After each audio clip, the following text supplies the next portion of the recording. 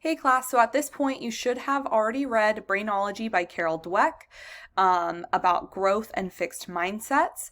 For this first essay, you are going to be focusing on your personal mindset in order to address this prompt. You'll notice when you look at the prompt that the due dates for your assignment are at the top. You also can check our schedule for when the rough draft and the final draft are due. So we are going to just look at this overview really quickly, right? So we will read and discuss Brainology and whether we think we have more of a growth or fixed mindset. So that's going to be our first discussion board where we're talking about that. You notice we kind of already did that in our introduction, essentially. You're going to be referencing the essay as well as pulling from your own personal experiences. So since this first essay is about your personal mindset, you are allowed to have I, me's, mine's. So first person, essentially, right? As well as third person. The only thing you want to avoid is second person. In all formal writing, you want to avoid second person, which is use, yours, right? So instead of saying you could say one, or a person, or them, or he or she, etc. So another thing that might be helpful before getting started is reviewing some of the resources that are available on campus for kind of how you're going to approach college, essentially, right? So the prompt more specifically. So determine which mindset defines you most. Do you think you're more of a fixed or a growth mindset? How has your mindset affected you up to this point? Think about like your academic career predominantly, but you can also think about instances outside of that. How will you address this mindset now that you're in college? Okay. So how are you going to ensure that you're going to be successful? Your essay needs to be between 800 and 1100 words, so don't go beyond that, but also don't go under that, okay? So I give you a breakdown here for really what's expected. So in your intro, right, you want to start with a hook. So if you've read through the materials into week 2, you'll notice that we talk about what a hook is and what makes a good hook.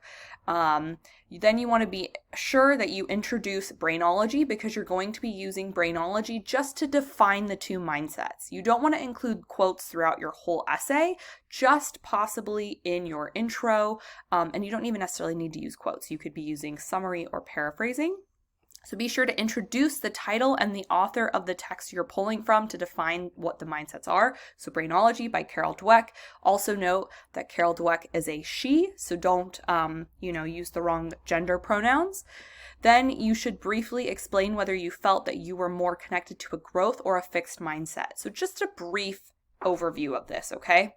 And ultimately your thesis or your final sentence of your intro is going to be addressing this, right? Your thesis statement should answer the question, how has your mindset affected you up to this point and how will you address this as you enter college? So that is what this whole essay is answering back to, okay? In your body paragraphs, you might want to discuss fears that you have as a college student, address what strategies you're going to implement in order to be successful.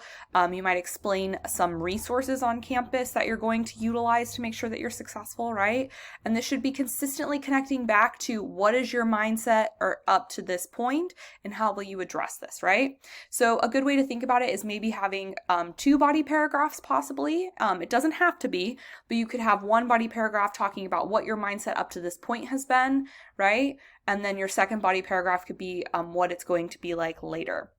You want to make sure you're using very specific personal examples and you're not being vague. So a really specific personal example that you could, like a personal example I might use, right, is if I said I was a growth mindset. And then I talked about when I was in grad school and, I got my first ever C on a paper and I cried and I was really upset about it. But then instead of giving up, I went and talked to that professor and we reviewed my essay and I figured out what I could do going forward. And then I ended up getting an A on my next essay, right? So showing how I was willing to adapt and I didn't just give up, right? And same thing, right? If you were a fixed mindset, then talk about an instance where, you were challenged and you kind of didn't end up thinking you could do it, possibly, right? So specific examples like that, though. In your conclusion, you want to rephrase your thesis, so don't just copy paste it. you want to rephrase it. So by rephrasing it, you are kind of just saying the same ideas, but in a different way. You want to highlight any major key points, sum up why this is so important, right?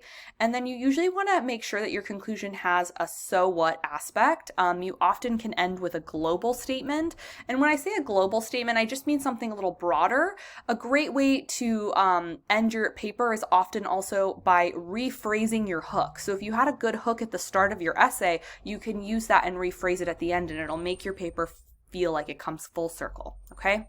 And I grade your essay based on this requirements list. So have a, enticing relevant title. Don't get hung up on it, but just don't put essay 1.